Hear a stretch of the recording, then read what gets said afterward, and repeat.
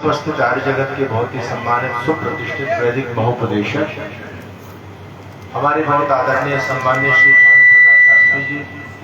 ये ठीक चल रहा है, क्यों नहीं कर रहे हो आप इसके बार बार? कार्यक्रम के सुयोग्य संचालक हमारे आदरणीय प्रिय श्री सुरेंद्र योगाचार्य जी, आर्य समाज के सभी सम्मानित पदाधिकारीगण, हमारे आदरणीय श्री मास्टर साहब, आदरणीय मुकेश जी, आदरणीय चंद्रपाल जी, आदरणीय हमारे राकेश जी और आदरणीय सतीश जी, और गुरुकुल की सुयोग्य स्नातिका हमारी बहन बेटी आचार्य सुनीता जी, ये बहुत अच्छी विदुषी है, और हमारे प्रिय राष्ट्रपति जो बहुत अच्छे संगीतकार हैं, वंदनीय मातृशक्ति धर्म प्रेमी सज्जनों, प्रिय प्रिय ये पंखा घूम जाए तो मैं इधर घुमा दूँ, पंखा इधर कर।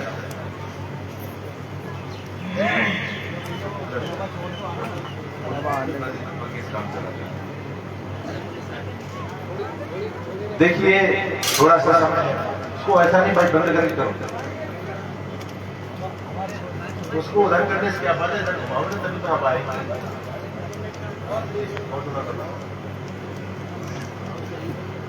इस संसार में 3 प्रकार के लोग होते हैं। पहले प्रकार के वो लोग हैं जो ईश्वर को मानते ही नहीं। दूसरे प्रकार के वो लोग हैं जो ईश्वर को मानते हैं पर जानते नहीं। और तीसरे प्रकार के वो लोग हैं जो ईश्वर को जानते हैं पर मानते नहीं। ये 3 प्रकार के लोग दुनिया में पाए जाते हैं। अब मैं आपसे पूछूं, इनमें से कौन सा व्यक्ति अच्छा है? जो ईश्वर को माने ही ना वो ठीक है, या जो ईश्वर को जानता है मानता नहीं वो ठीक है, अथवा जो मानता है जानता नहीं वो ठीक है? कौन सा ठीक है? मास्टर साहब कह रहे हैं एक भी सही है। ये बात वास्तविकता है कि ये तीनों ही की तीनों बेकार है। ईश्वर को केवल मानने वाले, न जानने वाले, केवल जानने वाले, न मानने वाले, और बिल्कुल भी न मानने वाले, तीनों ही बेकार। हमारी संस्कृति में ईश्वर को कण-कण में बताया गया कि आपकी सनातन संस्कृति जो ईश्वर को कण-कण में देखती है। आपने कभी चिंतन किया कि परमात्मा को कण-कण में क्यों माना गया है? वैसे तो परमात्मा कण-कण में है ही, विद्यमान है, उसका स्वभाव है, लेकिन फिर भी कण-कण में मानने के पीछे बहुत बड़ा विज्ञान, बहुत बड़ा रीजन है। तो मैं 3 प्रकार के लोगों की चर्चा करता हूं। हाँ, कुछ मुट्ठी भर लोग चौथे प्रकार के भी पाए जाते हैं, लेकिन वो मैं कह सकता हूं 99.99.9, मतलब वो 1% भी लोग नहीं मिलेंगे जो ईश्वर को मानते भी हैं और जानते हैं। अभी सुरेंद्र जी जो समस्या आपके सामने बता रहे थे ना कि लोग मिलावट कर रहे हैं, जहर पिला रहे हैं एक दूसरे को, दूध में, घी में, दाल में, सब्जी में, हर चीज नकली, तेल नकली, सब कुछ। उसका कारण है आध्यात्मिक शून्य जीवन। जब तक हमारा जीवन आध्यात्मिक नहीं बनेगा तब तक कभी भी हम पाप कर्मों से बच नहीं सकते। इसलिए मैं कहता हूं कि ईश्वर को मानना, इसलिए ईश्वर को मानने का लाभ सबसे बड़ा यही है कि व्यक्ति का अंतःकरण पवित्र हो जाता है, और वो ईश्वर को स्वीकार करेगा तो ईश्वर से डरेगा, उसकी व्यवस्था के अंदर चलेगा, और वो जानेगा कि मैं भी गलत काम करूंगा तो परमात्मा मुझे छोड़ेगा, मुझे मेरे कर्म का दंड भोगना पड़ेगा। अब जो केमिकल मिलाकर, जहर मिला करके जो बेच रहे हैं, अभी हम किसी शहर में थे तो वो कहते स्वामी जी क्या फल लेकर के आए, तो हमने कहा मौसम का फल ले आया। तो मौसम के फल इस समय तरबूज और खरबूज चल रहे, लेकिन जो खरबूज लेके आए इतना मीठा, वो विशेष ही मीठा। तो हमने कहा भैया इतना मीठा खरबूज तो हमने देखा नहीं, इतना मीठा खाने में तो बहुत स्वादिष्ट लग रहा है, इसको बंद कर दो, कपड़े को खींचता है। कपड़ा हटा दो, कपड़ा फिर सुनिए।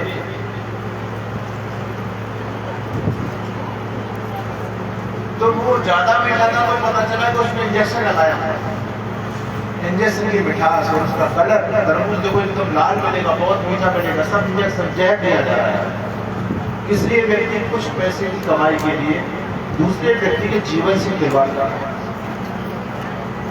अगर उसको परमात्मा का भय हो कि परमात्मा की व्यवस्था से मैं नहीं बच पाऊंगा, मैं चाहे 2 पैसे किसी की आंखों में धूल झोंक करके कमा सकता हूँ, लेकिन परमात्मा न्यायकारी है, उसकी ऐसी व्यवस्था का चक्र घूमेगा कि तुझको पूरी तरह से मसल देगा, रगड़ देगा, और पता नहीं तुमने 2 पैसे कमाए, पता नहीं हजारों पैसे में निकल जाए। तो जब व्यक्ति आध्यात्मिक हो जाता है तो व्यक्ति इस प्रकार से पाप कर्म करने से बचता है। इसलिए हमारे महर्षि ऋषि संत लोग विद्वान लोग अध्यात्म पर विशेष बल देते हैं, ईश्वर को मानते हैं। आज दुनिया में अधिकतम लोग नास्तिक हो चुके हैं, अधिकतम प्रतिशत लोग नास्तिक है दुनिया में। नास्तिक केवल कोई नहीं है जो परमात्मा की सत्ता को बिल्कुल नकार देते कि परमात्मा है ही नहीं। नास्तिक वो व्यक्ति भी है जो चाहे भले मंदिर में जा रहा है, फल फूल धूपदीप नैवेद्य में मूर्ति के सामने चढ़ा रहा है, लेकिन फिर भी वो व्यक्ति छल कपट कर रहा है, जिससे कि जो है ना जीवन को बर्बाद करने के लिए योजना बना रहा है, विश्वासघात कर रहा है, षड्यंत्र कर रहा है, वो व्यक्ति भी नास्तिक है। जब तक हम ईश्वर को जानेंगे और मानेंगे नहीं, तब तक बात बनने वाले नहीं। केवल एक पक्ष में बात नहीं बनेगी। तो मैं चर्चा आपके बीच में कर रहा था कि दुनिया में 3 प्रकार के लोग। पहले प्रकार के लोग जो ईश्वर को मानते ही उनको क्या बोलते हैं? नास्तिक है। नास्तिक लोगों की संख्या दुनिया में बहुत बड़ी है। कई देश नास्तिक लोगों के हैं जो कहते हैं धर्म अध्यात्म ईश्वर मूर्खों के दिमाग की उपज है। वास्तव में ईश्वर नाम की दुनिया में कोई चीज नहीं। ऐसे लोगों के लिए हमारे ऋषियों ने कुछ तर्क हमको दिए। दुनिया का बड़े से बड़ा नास्तिक व्यक्ति हो और यदि वो थोड़ा सा चिंतन करे तो वो नास्तिक रह नहीं सकता। और ऋषियों के प्रश्नों का जवाब दुनिया के किसी नास्तिक के पास नहीं। 2 प्रश्न ऋषि हमको दे रहे। कहते जन्माद्यस्य यतः, इसका मतलब होता है जन्म मृत्यु आदि, जन्म आदि जिससे होते हैं, जिसके नियंत्रण में होते हैं, वो सत्ता क्या है? वो ईश्वर है। बोलो, जन्म पर आपका कोई अधिकार है क्या? जन्म पर आपका कोई अधिकार है? आप इस भैंसोरी में पैदा हुए क्या अपनी इच्छा से पैदा हुए? आपके माता पिता की इच्छा थी क्या? ना तो जन्म पर हमारे मृत्यु पर हमारा नियम। अगर जन्म लेने से पहले आपकी इच्छा पूछी जाए कि आप कहाँ जाना चाहते हैं तो आप कहेंगे अब तो अंबानी के घर में पैदा होना चाहते हैं। भैंसोरी में कौन पैदा होगा? अगर माता पिता की इच्छा पूछी जाए तो दुनिया में कोई व्यक्ति पुरुष पैदा नहीं हो सकता, कोई काला पैदा नहीं हो सकता, कोई अंग भंग पैदा नहीं हो सकता। दुनिया की हर माँ चाहती है कि मेरी कोख से जो संतान जन्म ले वो बिल्कुल हैंडसम होने चाहिए, लेकिन ऐसा नहीं। ना तो जन्म लेने में माता पिता की चलती, ना हमारी चलती। फिर वो तीसरी सत्ता कौन है? एक बहुत बड़े उद्योगपति थे, बहुत बड़े अरबों खरबों के मालिक थे।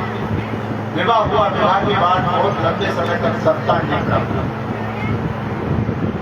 और उन्होंने बहुत ट्रीटमेंट करा, इलाज कराया, इलाज सालों तक चला और सालों तक इलाज होने के बाद में फिर उनकी पत्नी गर्भवती हुई थी। तो घर में एकदम प्रसन्नता का माहौल हुआ कि अब हमारे आंगन में कोई बच्चा आएगा, कोई भगवान का दिया हुआ फूल खिलेगा।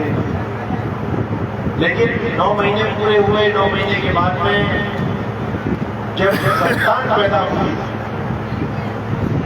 संतान पैदा तो हुई, लेकिन पैदा होते ही बच्चा रोया। आप सभी जानते हैं रोना एक बहुत ज्यादा जरूरी है। अगर बच्चा पैदा होने के बाद में 2, 3, 4 सेकंड तक ना रोए तो बच्चा जीवन भर पागल रहेगा, उसका दिमाग काम करेगा ही। जितने भी पागल होते हैं ना मंदबुद्धि, आप किसी से पूछना, उसकी माँ से पूछना क्या बच्चा रोजा था? कहते महाराज नहीं रोया। अगर वो रो जाता तो उसका दिमाग खुल जाता।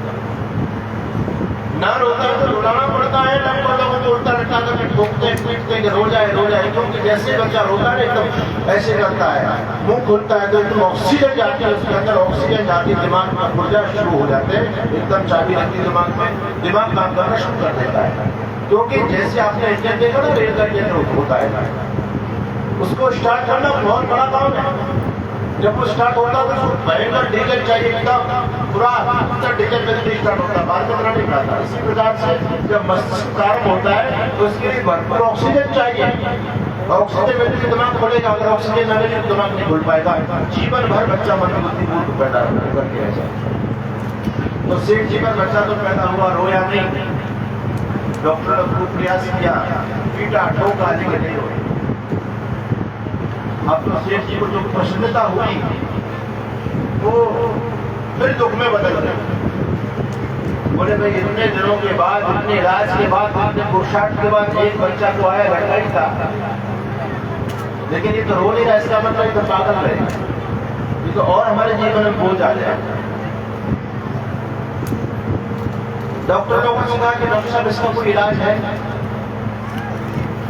डॉक्टरों ने कहा कि इलाज तो है, लेकिन इलाज बहुत महंगा है। सेठ जी के पास पैसे कभी नहीं थी, बोले कोई बात नहीं, चाहे करोड़ों रुपए लग जाए मैं इसको ठीक करूँ।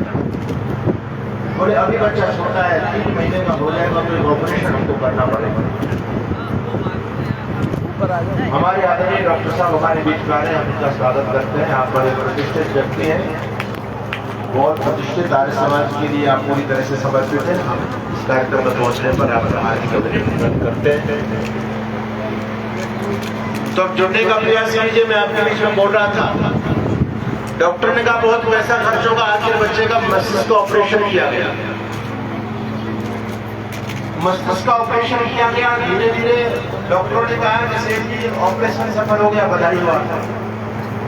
सेठ जी बड़े प्रसन्न थे, लेकिन डॉक्टर लोगों ने शर्त लगा दी, ये मत समझना कि ये ऑपरेशन हो गया तो इस ऑपरेशन से जीवन भर बच्चा ये ऑपरेशन काम करेगा, ये ऑपरेशन जीवन भर नहीं चलेगा। जैसे जैसे बच्चा बड़ा होता चला जाएगा वैसे वैसे इसकी दोबारा कई बार ऑपरेशन आपको कराने पड़ेंगे। मस्तिष्क का ऑपरेशन होना कोई सामान्य बात नहीं है। तो कहने का मेरा भाव ये है कि इतना बड़ा पैसे वाला व्यक्ति लेके बच्चा कैसा मिला उसको? क्या उसकी इच्छा थी ऐसा बच्चा उसके आंगन में आए? नहीं। तो निवेदन ऋषि कहते हैं जन्मांत्यस्य का न तो आने में आपकी इच्छा चलती और न जाने में आपकी इच्छा चलती। बोलो दुनिया से कुछ जाना चाहता है क्या? दुनिया से कोई नहीं जाना चाहता, लेकिन फिर भी सबको जाना पड़ता है। ना तो जाने वाले की इच्छा, न घर वालों की इच्छा, न पुत्र की इच्छा, न पत्नी की इच्छा, कोई नहीं चाहता कि चला जाए दुनिया से, फिर भी लोग जा रहे हैं। इसका मतलब इच्छा किसकी है? जिसकी इच्छा चल रही है, जिसकी मर्जी चल रही है, वही तो ईश्वर है। इस संसार की गतिविधियों पर नहीं अधिकार किसी का है, जिसको हम परमात्मा कहते हैं ये सब खेल उसी का है। पल भर को नहीं संग छोड़ता, सदा हमारे साथ में है, और जीवन की श्वासों डोरी का तार उसी के हाथ में है। हंसना रोना जीना मरना सब उसकी मर्जी का है, जिसको हम परमात्मा कहते ये सब खेल उसी का है। मिट्टी काली पीले हरे वन, आप देखते हैं लाल मिट्टी की, काली मिट्टी की, पीली मिट्टी, और आपके यहाँ की थोड़ी थोड़ी ढीली ढीली सी मिट्टी। मिट्टी काली पीले हरे वन, आसमान का रंग नीला, सूर्य सुनहरा चंद्रमा शीतल, सब कुछ उसकी ही लीला। सबके भीतर स्वयं छिप गया, सृजनहार सृष्टि का है, जिसको हम परमात्मा कहते ये सब खेल उसी का है।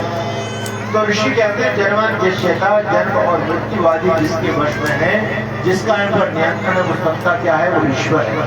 दुनिया का कोई भी नास्तिक से नास्तिक व्यक्ति इन 2 प्रश्नों का जवाब नहीं दे सकता। एक मुल्ला जी जो पुनर्जन्म को नहीं मानते, हमारे उनसे डिबेट हुई, तो जब पुनर्जन्म की बातें तो मैंने कहा मुल्ला जी आपकी एक आंख नहीं है, ये बचपन से नहीं है या अभी नहीं है? तो मुल्ला जी कह रहे थे तो बचपन से नहीं है। तो मैंने कहा जितने 50 लोग बैठे सबकी दोनों आंखें दोनों बर्फ जल रहे हैं, आपका एक बर्फ फ्रीज क्यों है? तो मुल्ला जी के पास कोई जवाब नहीं। मैंने कहा मुल्ला जी जवाब तो ऐसा क्यों है? आपके साथ में अन्याय क्यों हुआ? आपकी एक आंख बंद क्यों है? तो मुल्ला जी कहने लगे ये तो अल्लाह ताला की मर्जी है। अल्लाह ताला ने जिसको जैसा बनाया वैसा बना दे, किसी की 2 लगाई किसी को 1 दे दी। मैंने कहा ऐसा नहीं है, अल्लाह ताला की मर्जी नहीं है, आपके कर्मों का फल है। और कर्म फल देने वाला परमपिता परमात्मा उसका नियंत्रण है। दुनिया में कोई भी व्यक्ति अपने पाप कर्म का फल भोगना नहीं चाहता। बोलो है नहीं ऐसा? यहाँ के लोग अपने कर्मों से बचने के लिए गंगा जी में डुबकी लगाने जाते हैं, एकादशी का व्रत करते हैं। कोई भी व्यक्ति अपने पाप कर्म का फल भोगना नहीं चाहता, लेकिन भोगना पड़ता है क्योंकि एक व्यवस्था में हम चल रहे हैं। वो व्यवस्था करने वाला वही तो चेतन तत्व परमपिता परमात्मा है। तो जो नास्तिक लोग हैं यदि थोड़ा सा अपनी बुद्धि को खोल करके चले तो दुनिया में उनको ईश्वर की सत्ता को स्वीकार करना ही पड़ेगा, नकार नहीं सकते वो। हम दो प्रकार के लोग हैं, आइए जल्दी से चर्चा करें। दो प्रकार के लोग, एक प्रकार के वो लोग ईश्वर को मानते हैं पर जानते नहीं है, दूसरे प्रकार के वो लोग जो जानते हैं पर मानते नहीं है। अच्छा, मैंने लोगों से कहा कि आप ईश्वर को मानते हैं? कहते हैं महाराज मानते हैं। तो मानते हैं तो बताओ तो ईश्वर कैसा है, कहाँ रहता है, क्या करता है? तो कहते ये तो नहीं जानते। यानी ईश्वर को मानते हैं पर जानते नहीं है। और तीसरे प्रकार के वो लोग हैं जो ईश्वर को जानते हैं पर वो मानते नहीं। ये तीनों प्रकार के लोग किसी काम के नहीं है। उदाहरण के लिए जैसे मैं आपसे प्रश्न करूंगा, 4 बार प्रश्न पूछूंगा। अच्छा, मैं आपसे ये पूछता हूं कि आप किस में आते हैं? आप ईश्वर को मानने वाले में आते हैं या ईश्वर को जानने वाले में आते हैं या नास्तिक कोटि में आते हैं, अथवा आपकी चौथी कोटि है? चौथी कोटि कौन सी है? ईश्वर को मानने वाले भी और जानने वाले भी। किस में है आप लोग बताओ? चौथे में? चौथे में। चलिए अभी परीक्षण करेंगे। मैं आपसे कुछ प्रश्न पूछूंगा, आप मेरे प्रश्नों का जवाब दीजिए। बताओ भगवान एक है अनेक? एक, सभी एक ही मानते हैं ना? एक ही मानते हैं, कोई ऐसा नहीं दो चार जगह मानता होगा। सभी एक ही मानते हैं। दुनिया में सब ईश्वर को एक ही कहते हैं, लेकिन एक ईश्वर अनेक हो जाए तो आज कुछ दिक्कत है। फायदा रहेगा या घाटा रहेगा? घाटा रहेगा। क्यों? दादाजी आप काम करने वाले एक हो, यदि एक और व्यक्ति आपका सहयोगी हो जाए तो आपको लाभ रहेगा या हानि रहेगी? भाई आप एक काम करने वाले हैं और एक और मिल जाए तो लाभ रहेगा, हानि रहेगी? अब कोई कह रहा है लाभ है, कोई कह रहा है। अब समझने वाली बात है। देखो, इंसान 1 से 2 हो जाते तो इंसानों का सामर्थ्य बढ़ता है, और परमात्मा 1 से 2 हो जाएंगे तो परमात्मा का सामर्थ्य घटता है। जैसे एक गाड़ी, और एक गाड़ी को कितने व्यक्ति चला सकते हैं? एक ही तो चलाएगा, एक समय में एक ही तो चलाएगा। और यदि उस गाड़ी की स्टेरिंग पर 4 लोग बैठ जाए एक साथ, तो क्या हम एक साथ चलाएंगे गाड़ी तो चला पाएंगे क्या? एक कहेगा भैया मैं तो पुलिस संभाल लूंगा, एक कहेगा मैं ब्रेक दबा दिया करूंगा, एक कहेगा मैं गियर डालूंगा, एक कहेगा मैं स्टेरिंग थामूंगा। तो क्या गाड़ी चलेगी या ठुकेगी? गाड़ी चलने से गाड़ी ठुक जाएगी। इसी प्रकार से पूरे ब्रह्मांड की गाड़ी का चलाने वाला ड्राइवर एक परमपिता परमात्मा एक है। यदि ईश्वर अनेक हो गए तो संसार नहीं चल सकता। तो आप लोगों ने उत्तर दिया कि स्वामी जी ईश्वर एक है। बात आपकी बिल्कुल ठीक है। वेद भी कहता है सर एक द्वितीय तृतीय चतुर्थो दशमो अनेक उच्यते। परमपिता परमात्मा 2 6 4 6 10 नहीं है, परमात्मा एक ही है। तुम हो एक अगोचर अपने बोल। दूसरा मेरा आपसे प्रश्न, जो परमात्मा एक है वो परमात्मा कहाँ रहता है? बोलो जवाब दो। प्रश्न समझ में आ रहे हैं आप लोगों को? परमात्मा एक है अनेक? बोलो एक। तो परमात्मा कहाँ रहता है? सब जगह रहता है। तो जो परमात्मा सब जगह रहता है तो उसके लिए किसी मंदिर में जाने की जरूरत पड़ेगी क्या? क्योंकि जब सब जगह है तो वो तो आपके घर में भी है, तो बाहर कहाँ जाना उसके लिए? मथुरा जी कहाँ जाना, हरिद्वार कहाँ जाना? तो जब सब जगह सुलभ है तो कहीं भी प्राप्त हो सकता है। तो आपने कहा स्वामी जी परमात्मा एक है, परमात्मा सब जगह रहता है। आपके दोनों प्रश्न बिल्कुल ठीक। अब मेरा तीसरा प्रश्न आपसे, जो परमात्मा एक है, जो परमात्मा सब जगह रहता है, वो परमात्मा जड़ है या चेतन? बोलो। परमात्मा जड़ है चेतन? जड़ और चेतन का अर्थ समझ में आ रहा है आपके? हाँ, जड़ और चेतन में भेद जानना जरूरी है। आपने कहा स्वामी जी परमात्मा चेतन है, लेकिन आजकल आप लोगों ने जिनको परमात्मा माना हुआ, जिन मूर्तियों को मंदिर के अंदर रखी हुई मूर्तियां, वो मूर्तियां जड़ है या चेतन? इसका मतलब वो परमात्मा नहीं हो सकती, वो मूर्तियां परमात्मा नहीं है, परमात्मा तो चेतन तत्व है। तो मैंने 3 प्रश्न पूछे, आपने तीनों के सटीक जवाब दिए। एक मैं प्रश्न और पूछता हूँ, जो परमात्मा एक है, जो परमात्मा सब जगह रहता है, परमात्मा चेतन है, उस परमात्मा की कोई फोटो सकल सूरत मूर्ति बनाई जा सकती है क्या? नहीं। आया ना? नहीं। तो नहीं बनाई जा सकती, क्योंकि जो चीज हर जगह होगी परमात्मा ही नहीं। जो चीज एक और हर जगह हो, उस चीज की कोई आकृति हो ही नहीं सकती। आप किसी भी चीज को उसकी मूर्ति नहीं बन सकती। तो मैंने 4 प्रश्न पूछे आपसे और आपने चारों के ठीक प्रश्न दिए। उत्तर दिए, इसका मतलब आपको ईश्वर के बारे में जानकारी तो है, ये तो पता है। एक मेरा प्रश्न आपसे और है, जो परमात्मा एक है, सब जगह रहता है, जो चेतन है, जिसकी कोई फोटो सकल सूरत मूर्ति नहीं बन सकती, वो परमात्मा सब जगह रहता है या कुछ करता भी है? और ये प्रश्न आपके दिमाग को हिला देंगे। ये कोई ऐसी भागवत कथा नहीं है जो सोच के तरफ चले जाओ, यहाँ तो दिमाग में जोर लगाना पड़ेगा। ये आपने तो बात समझ में होगी, आज नई बात आपको समझने को मिल रही है। परमात्मा कुछ करता है या नहीं? करता है। क्या करता है? अब बोले महाराज ये सारे प्रश्न आप ही बताओ, हमसे पूछोगे क्या इसके उत्तर? अब सुनिए, मैं आपको बताता हूँ। देखो, परमात्मा के बहुत सारे काम करने, लेकिन परमात्मा का सबसे बड़ा मुख्य काम संसार की व्यवस्था को बना के रखना। परमात्मा हमारे कर्मों का हमको फल देता है या नहीं देता? ये सबसे बड़ा काम है परमात्मा। संसार बनाना था, बना दिया, लेकिन हम संसार को चलाना है। परमात्मा सर्वव्यापक होने से न्यायकारी है। अगर परमात्मा एक देश में हो जाएगा तो कभी भी न्याय नहीं कर सकता, क्योंकि वो एक स्थान पर बैठ जाएगा, दूसरे स्थान की जानकारी उसको प्राप्त हो नहीं सकती। तो आपने कहा स्वामी जी परमात्मा करता है, और करने का काम सबसे बड़ा काम है जीवों के कर्म फल की व्यवस्था करना, जीवों को कर्म का फल प्रदान करना। तो परमात्मा जो हमको कर्म का फल देता है, तो परमात्मा की कर्म फल देने की कोई कसौटी है या अपनी इच्छा से ऐसे दे देता है?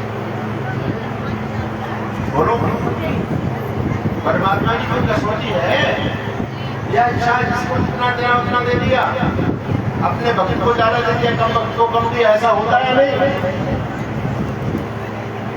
समझने वाली बात है, परमात्मा न्यायकारी है। आप चाहे रात दिन तपस्या करो, रात दिन उसके भजन गाओ, वो तुम्हारी चापलूसी में आने वाला नहीं है। उसको जितना देना होगा उससे ग्रंथि भर, एक कण भर भी ज्यादा आपको नहीं देगा। और आप चाहे उसको गाली दो, चाहे उसको मत मारो, जितना देना है उसमें एक घंटी पर कम नहीं करेगा, ना तो ज्यादा देगा ना कम देगा। जितना है वो न्याय बराबर तोड़ करके देता है, ये उसकी विशेषता है। आदमी पक्षपात करता है, परमात्मा पक्षपात नहीं करता। आदमी जो उसके अपने लोग होते हैं उनको ज्यादा देता है, अपने नहीं होते उनको कम देता है, ठीक है ना? लेकिन परमात्मा के यहाँ कोई पक्षपात नहीं है, परमात्मा सबके लिए बराबर है। तो सबसे बड़ी बात यह है कि परमात्मा हमारे कर्मों का फल देता है, और कर्म फल देने की कसौटी है। कसौटी क्या है? अच्छा कर्म करते हैं तो फल कैसा मिलेगा, और बुरा कर्म करेंगे तो फल कैसा मिलेगा? बस समझ आ रही है आपके? ये परमात्मा की कर्म फल देने की कसौटी है। और मैंने आपसे 6 प्रश्न पूछे, एक बार रिवीजन करते हैं। मेरा पहला प्रश्न क्या था कि परमात्मा एक है या अनेक? आपने कहा स्वामी जी परमात्मा एक है, इसका मतलब आपकी जानकारी परमात्मा के बारे में बिल्कुल ठीक है।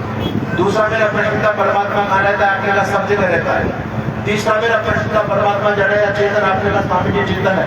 चौथा मेरा प्रश्न था कि परमात्मा चेतन है तो परमात्मा की कोई फोटो सकल मूर्ति बनाई जा सकती है? आपने कहा बिल्कुल नहीं बनाई जा सकती। पांचवा मेरा प्रश्न था परमात्मा करता क्या है? आपने बहुत सारे काम बताए। और छठा मेरा प्रश्न था कि परमात्मा जो हमारे कर्मों का फल देते हैं, क्या परमात्मा की कर्म फल देने की कोई कसौटी है? तो आपने कहा हाँ जी बिल्कुल कसौटी है। और कसौटी क्या है? अच्छा कर्म करेंगे तो फल कैसा मिलेगा, और बुरा करेंगे तो, गड़बड़ करेंगे तो क्या आप लोगों ने गड़बड़ करनी बंद कर दी? आया ना, बोलो, चल रही है गड़बड़? अब यहाँ पर बात फंस गई। इसका मतलब हम गड़बड़ कर रहे हैं, हम परमात्मा को मान नहीं रहे। हमको केवल परमात्मा के बारे में थोड़ी सी जानकारी है, बस हम परमात्मा को मानते नहीं है। जिस दिन व्यक्ति परमात्मा को मानने लग जाएगा, दुनिया में कोई गड़बड़ कर ही नहीं सकता। एक तरफ तो हम ये कहते हैं कि परमात्मा न्यायकारी है, जैसा कर्म करेंगे वैसा फल देगा, छोड़ेगा नहीं, उसके बावजूद भी गलत कर्म कर रहे हैं। फिर परमात्मा को मानना क्या हो गया भाई? ये तो बड़े आश्चर्य की बात है। हमसे जैसा बेवकूफ कौन होगा? हम तो धोखा दे रहे परमात्मा को, अपने आप को धोखा दे रहे हैं। जैसा हमारा ज्ञान है उसके अनुसार आचरण नहीं है, कर्म नहीं है उसके अनुसार। तो ध्यान रखिए, जब तक व्यक्ति परमात्मा को मानेगा भी नहीं और जानेगा भी नहीं, तब तक कल्याण नहीं हो सकता। केवल अधूरी जानकारी कल्याणकारक कदापि नहीं हो सकती। परमात्मा को जानना भी चाहिए और परमात्मा को मानना भी चाहिए। जैसे उदाहरण के लिए यहाँ से बिजली का एक तार जा रहा है, तार बिल्कुल नंगा है, 240 वोल्ट का करंट बह रहा है। आप लोग जानते हैं बिजली के बारे में, ये बिजली कितनी घातक होती है। बिजली यदि पकड़ ले तो मृत्यु हो सकती है, अंगभंग व्यक्ति हो सकता है। आप बिजली के बारे में सारी नॉलेज रखते हैं, सारी जानकारी रखते हैं। अब मैं आपसे कहता हूँ, इस तार को कौन हाथ से पकड़ेगा? कोई पकड़ेगा उस तार को? बोलो है या ना? पकड़ेगा कोई? थोड़ी पकड़ेगा, क्योंकि वो जैसा जानता है वैसा मान भी रहा है। बिजली के बारे में जैसा जानता है वैसा उसको जीवन में बोले नहीं महाराज पकड़ेंगे, मरना है क्या? पकड़ने के हमने इनाम रखा, चलो भाई 10,000 का इनाम देंगे, कौन इस तार को पकड़ेगा? कोई होगा तैयार पकड़ने के लिए? इनाम बढ़ाते हैं, 1 लाख का इनाम देंगे, कौन इस तार को पकड़ेगा? कोई पकड़ेगा? नहीं पकड़ेगा। क्यों? क्योंकि वो जैसा जानता है वैसा मानता भी है। लेकिन परमात्मा के बारे में व्यक्ति जैसा जानता है वैसा नहीं मानता। व्यक्ति कहता है परमात्मा न्यायकारी है, कर्म फल का दंड देता है, लेकिन फिर भी हम गलत कर्म करते हैं। इसका मतलब व्यक्ति परमात्मा को मान नहीं रहा, व्यक्ति नास्तिक है। जब तक ये नास्तिकता हमारे जीवन से समाप्त नहीं होगी, तब तक हमारे जीवन का कल्याण नहीं हो सकता। आज जितना भी रिश्वत, चोरी, व्यभिचार, लूटपाट, आतंकवाद, भ्रष्टाचार, जितने भी समाज की सारी समस्याएं बढ़ रही हैं, उन समस्याओं का केवल एक ही कारण है, परमात्मा को न मानना। जिस दिन व्यक्ति परमात्मा को मानना शुरू कर देगा, व्यक्ति जीवन में कभी पाप कर ही नहीं सकता। क्या परमात्मा को मानने वाला व्यक्ति दूध में पानी मिलाकर के बेचेगा? बोलो, दूध में यूरिया मिलाकर के बेचेगा? क्या परमात्मा को मानने वाला व्यक्ति दूसरे की संपत्ति को हड़पने का भाव रखेगा? क्या परमात्मा को मानने वाला व्यक्ति दूसरे को धोखा देगा? क्या परमात्मा को मानने वाला व्यक्ति दूसरे के साथ असत्य बोलेगा? क्या विश्वासघात करेगा? क्या चोरी करेगा? क्या व्यभिचार करेगा? ये जितने भी अनैतिक कर्म होते हैं दुनिया में, ये सब परमात्मा को न मानने के कारण है। आप लोगों ने तो केवल ये समझ लिया है कि व्यक्ति मंदिर में चला गया और मंदिर में मूर्ति के सामने जाकर के हाथ जोड़ दिए, तो आप कहते हैं तो आज के दिन भगवान को मानता है, तो भगवान को मान रहा है भाई। पहले लोग ईमानदार थे, पहले लोग भगवान को मंदिर में मानते थे। आज का व्यक्ति तो महान बेईमान है, ये भगवान को कहीं नहीं मानता, ना मंदिर में मानता नहीं बात मानता। लेकिन पुराना व्यक्ति मंदिर में मानता था। और कैसे मानता था? देखो मैं आपको बताऊं, हमने खुद देखा, पुराने लोगों को देखा। जब पुराना व्यक्ति, कोई बुजुर्ग व्यक्ति मंदिर में जाता था तो उसकी जेब में तंबाकू, बीड़ी, सिगरेट होती थी, तो उसको बाहर रख देता था, गुल्ला करके हाथ को धो करके फिर मंदिर में जाता था। बोलो था ये ऐसा? हमने दादाजी से पूछा, दादाजी तंबाकू बाहर क्यों रख दिया आपने? ये बीड़ी बाहर क्यों छोड़ दी? साथ में लेकर के जा रहे हैं। तो दादाजी कहते थे, महाराज अरे हम भगवान जी के घर जा रहे हैं, गली चीज वहां लेकर के नहीं जा सकते। व्यक्ति जितनी देर मंदिर में घूमा, भगवान का दर्शन किया, उतनी देर शुद्ध रहा, बीड़ी से बच गया। मंदिर में कोई झूठ नहीं बोलता था, मंदिर में कोई शराब नहीं पीता था, मंदिर में कोई व्यभिचार नहीं करता था। आज जितने व्यभिचार हो रहे हैं मंदिरों में, खूब व्यभिचार होते हैं, शराब पी जाती है, बलात्कार होते हैं मंदिरों के अंदर। ये पंडे पुजारी परमात्मा को मानता है, ये तो झूठ नास्तिक लोग हैं। आजकल तो मूर्तियों को लोग चोरी कर रहे हैं, मूर्तियों की। हमारे यहाँ हनुमान जी की 2 आंखें थी चांदी की, एक आंख को चोर निकाल लेंगे। अब बताओ, भगवान को नहीं छोड़ रहे तो औरों को क्या छोड़ेंगे? तो भगवान का डर नहीं है उनको।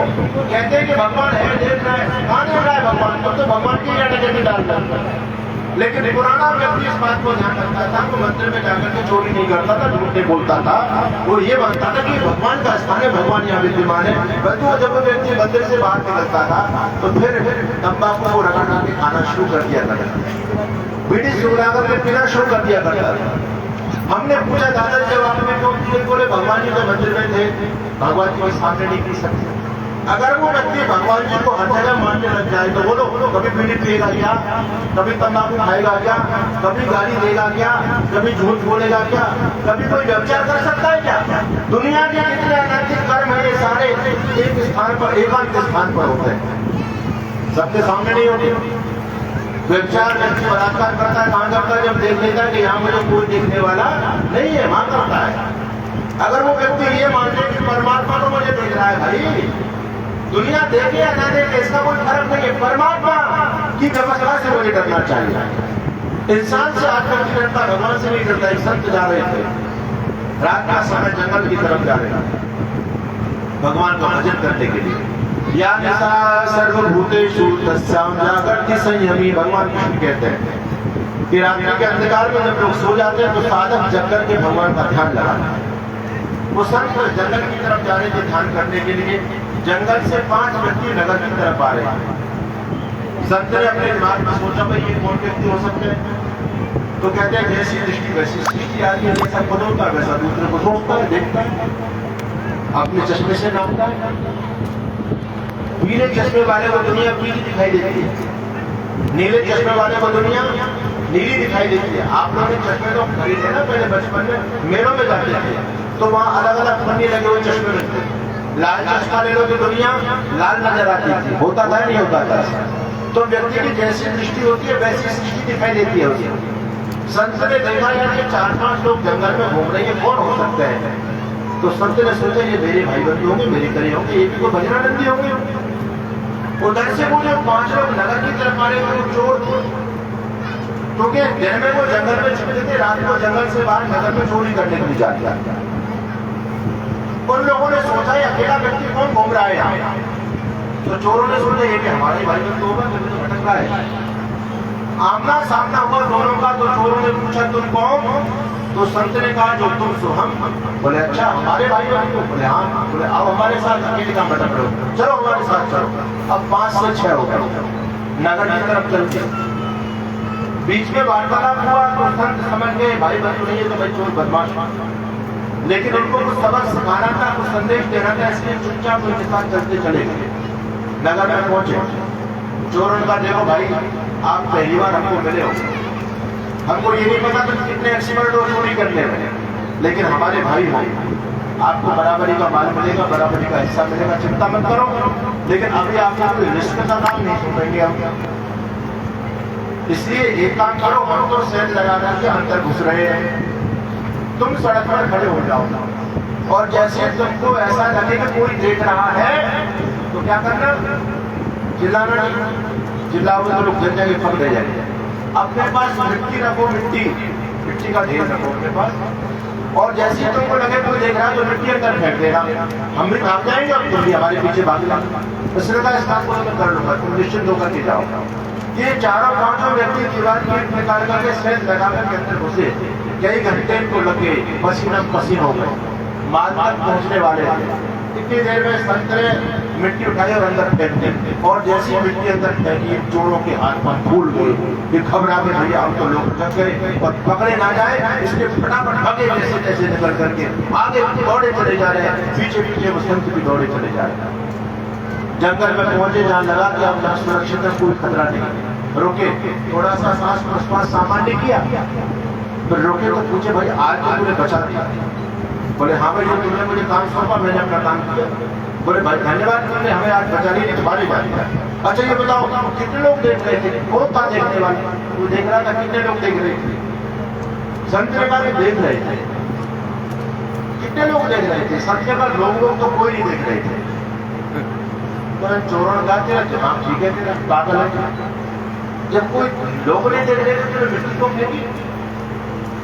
तो संत ने कहा तुमने मेरे से कहा कि जब तुम्हें लगेगा कोई देख रहा है तो मिट्टी फेंक देना, मुझे लगा कि कोई देख रहा है तो मैंने मिट्टी फेंक दी। बोले हाँ एक तो पूछने तो कौन देख रहा था? इसने कहा कि भगवान देख रहा था। चोरों ने कहा बेवकूफ तूने सब हमारी मेहनत पर पानी फेंक दिया, भगवान देख रहा था। अरे भगवान का भी को देखना होता है क्या? अरे तूने नायक सब मेहनत पर पानी फेंक दिया, डंडा लाओ ठुकाई करो उसकी। अब चोर उसको मारने के लिए तैयार है। उस संत ने कहा भैया मेरी पिटाई कितनी भी कर लेना, लेकिन मेरे एक प्रश्न का जवाब दो। बोले क्या प्रश्न है? बोले ये बताओ इंसान बड़ा होता है भगवान? चोरों का बड़ा तो भगवान होता है, इंसान कहाँ है? तो बोले तुमको भगवान का डर नहीं, इंसान का डर है। अरे जो अजने से आदमी से डरते हो जिसको भगवान ने बनाया उस आदमी का तो तुमको भय है। आदमी ना देख ले, आदमी देखकर कब मिट्टी फेंकता? अरे वो आदमी को बनाने वाला परमपिता परमात्मा तुमको देख रहा है, उसका भय नहीं तुमको अपने जीवन। चोरों की बात समझ में आई। उसने कहा महाराज आज के बाद चोरी खत्म, अब चोरी नहीं करेंगे। बंधु मेरा निवेदन है कि व्यक्ति पाप कर्म करता है, कब करता है जब उसको ये पता चलता है। आजकल सीसीटीवी कैमरे का जमाना है। जैसे आप देखते हो सावधान, आप सीसीटीवी कैमरे की निगरानी में, तो आप चोरी करोगे आप एकदम अलर्ट सावधान हो जाते हो, ऐसी हरकत नहीं करते जो उसमें पकड़ी जाए। लेकिन बंधु ये सीसीटीवी कैमरे कब तक, ये कहां तक लगेंगे, ये कब तक आपको कैच करेंगे?